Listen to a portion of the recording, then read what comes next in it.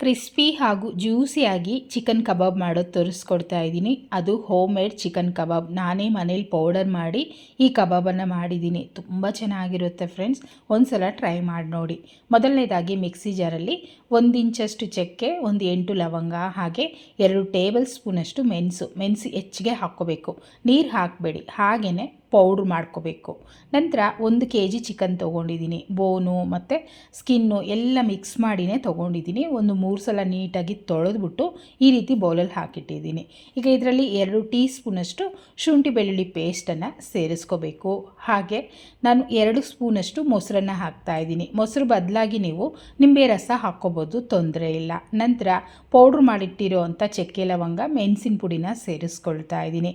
ಖಾರಕ್ಕೆ 1 tea spoon ಅಚ್ಚ ಖಾರದ ಪುಡಿ, ಹಾಗೆಯೇ 1 ಟೀ ಸ್ಪೂನ್ ಧನಿಯಾ ಪುಡಿ ಮತ್ತು 1 ಟೀ ಸ್ಪೂನಷ್ಟು ನಾನು ಗರಂ ಮಸಾಲನೂ ಸೇರಿಸ್ಕೊಳ್ತಿದ್ದೀನಿ. ನಂತರ ನೋಡಿ, ಕಬಾಬ್ಗೆ ಎಷ್ಟು ಬೇಕೋ ಅಷ್ಟು ನೋಡಿಕೊಂಡು ಉಪ್ಪನ್ನು ಸೇರಿಸ್ಕೋಬೇಕು. ಹಾಗೆಯೇ 2 ಹಸಿಮೆಣಸಿನ್ಕಾಯಿ ಕಟ್ ಮಾಡಿ ಸೇರಿಸ್ತಾ ಇದ್ದೀನಿ. ಬೇಡ ಅಂದರೆ ಸ್ಕಿಪ್ ಮಾಡ್ಬೋದು.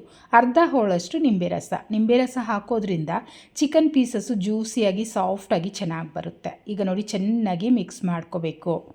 ಅಂದರೆ ಆ ಮಸಾಲೆ ಪೂರ್ತಿ ಚಿಕನ್ಗೆ ಹೊಂದ್ಕೋಬೇಕು. ಆ ರೀತಿ ನೀಟಾಗಿ ಮಿಕ್ಸ್ ಮಾಡಿಟ್ಕೊಳ್ಳಿ. ನೋಡಿ, ಈ ಥರ ಮಿಕ್ಸ್ ಆಗಿದೆ ಅಲ್ವಾ.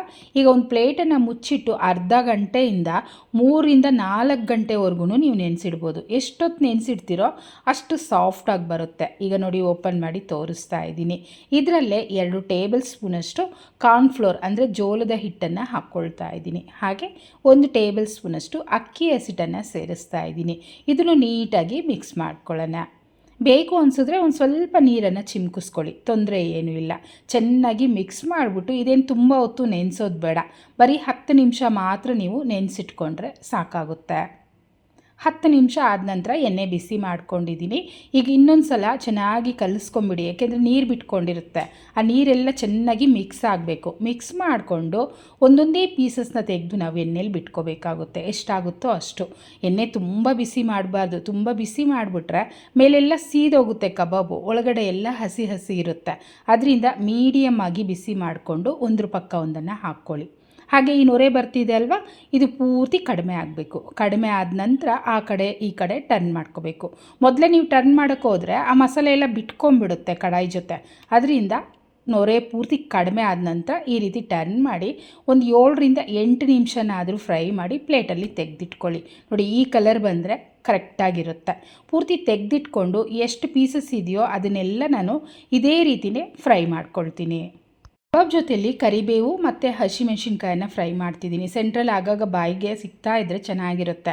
ಅದರಿಂದ ಈ ರೀತಿ ಫ್ರೈ ಮಾಡಿ ಅದನ್ನು ತೆಗೆದು ನಾನು ಅದೇ ಪ್ಲೇಟಲ್ಲೇ ಹಾಕಿಟ್ಕೊಳ್ತೀನಿ. ಎಷ್ಟು ಸಿಂಪಲ್ ಅಲ್ವಾ. ಟೇಸ್ಟ್ ಅಂತೂ ಎಕ್ಸಲೆಂಟ್ ಆಗಿರುತ್ತೆ. ಖಂಡಿತ ಈ ಮೆಥಡಲ್ಲಿ ನೀವು ಅಷ್ಟೇ ಮನೇಲಿ ಟ್ರೈ ಮಾಡಿ ನೋಡಿ. ನಿಮ್ಮ ಮನೇಲೂ ಯಾವಾಗಲೂ ಇದೇ ರೀತಿ ಮಾಡು ಅಂತಾರೆ, ಅಷ್ಟು ಚೆನ್ನಾಗಿರುತ್ತೆ. ಹಾಗಿದ್ರೆ ಟ್ರೈ ಮಾಡಿ, ಹೇಗೆ ಬಂತು ಕಮೆಂಟ್ ಮಾಡಿ, ಲೈಕ್ ಮಾಡಿ, ಶೇರ್ ಮಾಡಿ, ಚಾನಲ್ನ ಸಬ್ಸ್ಕ್ರೈಬ್ ಮಾಡ್ಕೊಳ್ಳಿ. Thank you.